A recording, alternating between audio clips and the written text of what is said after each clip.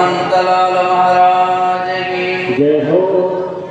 गौ मैया की जय हो। संत समाज की जय हो। भक्त बंधन की जय हो। परीक्षित महाराज की जय हो। जय जय श्री राधे। नमः पार्वती पतये हर हर महादेव।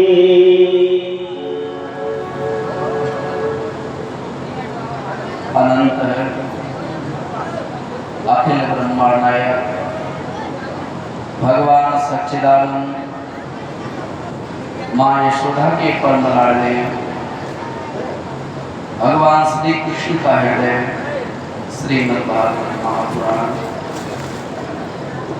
व्यासासन पीठ पर, चिंतन पीठ पर, मनन पीठ पर, स्मरण पीठ पर, चैतन्य पीठ पर विराजमान व्यास स्वरूप में आचार्य श्री हम सब संतों के लाडले आप सभी भक्तों के स्नेह भाव आचार्य चरण को जो साक्षात भगवान के हृदय के स्वरूप में पारंगित हो रहे हैं, मेरा हृदय से उनको कोटि कोटि नमन।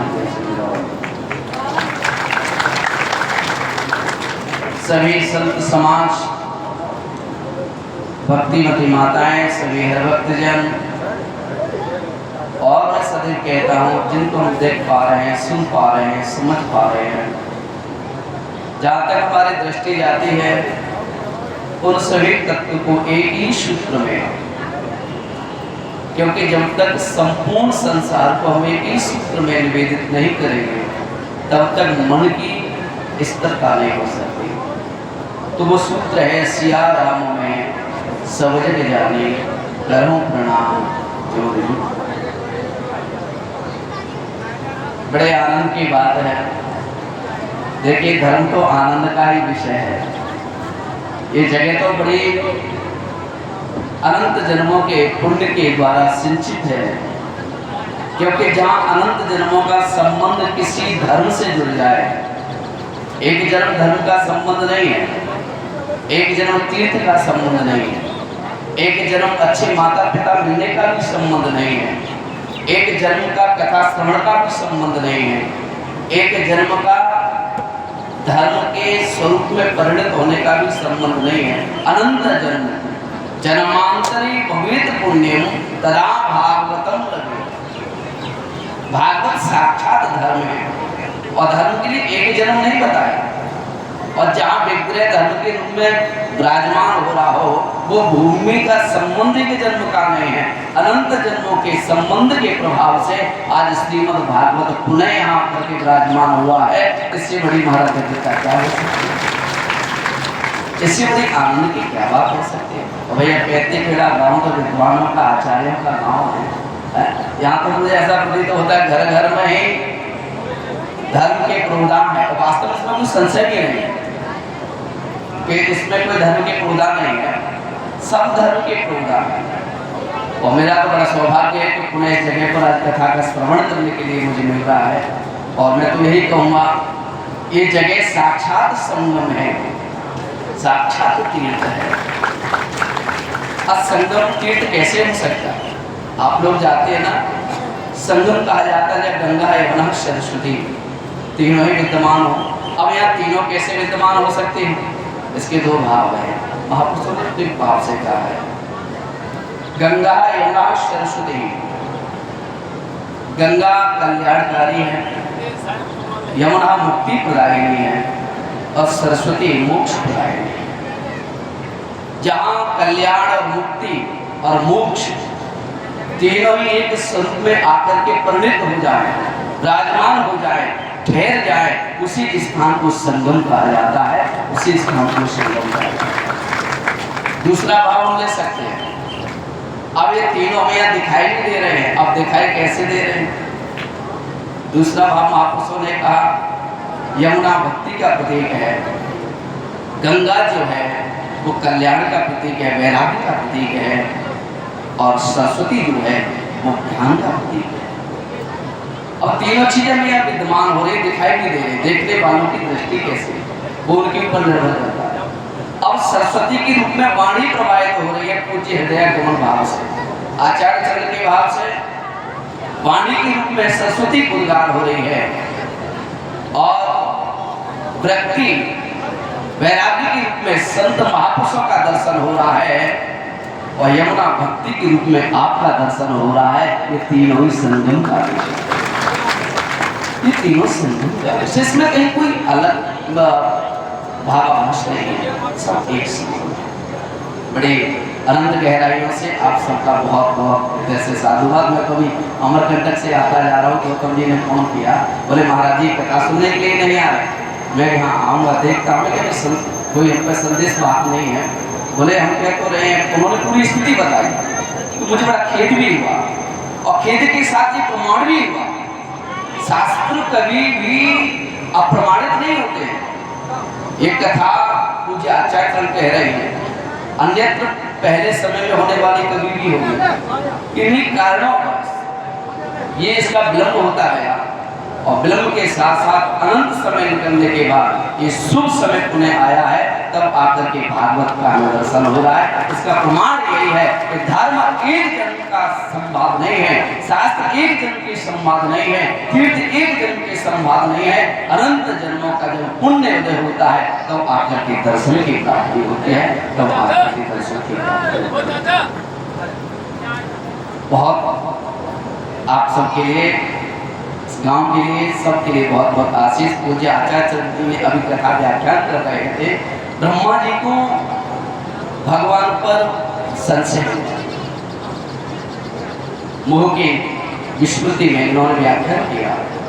देखिए कृष्ण साक्षात धर्म है, भगवान कृष्ण धर्म का ही आवरण है, धर्म के ही स्वरूप है।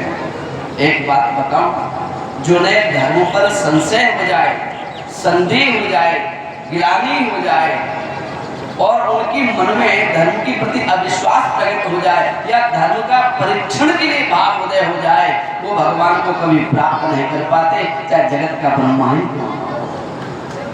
ब्रह्मा जी भी पुनः भगवान को प्राप्त नहीं कर पाए 40 शब्दों में स्तुति होने के बावजूद भी। तो धर्मों पर कभी संशय न करना, धर्म जहाँ भी हमें मिले, जिस स्थिति में मिले, उस स्थिति में हमें उसको स्वीकार करना चाहिए, तभी जीवन की दिव्यता बनती है। बहुत बहुत आप सबके लिए आशीर्वाद, क्योंकि धर्म तो साक्षात परमात्मा का ही स्वरूप है, और धर्म को जनाने वाली वाणी परमात्मा का ही स्वरूप है। इसलिए मैं आप सबसे एक बात कहकर के वाणी को विराम दूंगा कि जीवन में चाहे कुछ भी हो जाए, कभी भी प्रसाद का अपमान नहीं करना है। देखिए प्रसाद दो प्रकार के होते हैं, एक तो कथा में हम लोग रीत रिवाज के अनुसार, अपने क्रियान्वित भाव के अनुसार, हम लोक लुभावन की रीति से हम प्रसाद लाते हैं, और प्रसाद को जब भगवान का भोग लगता है तो बड़ी दिव्यता प्रकट होती है।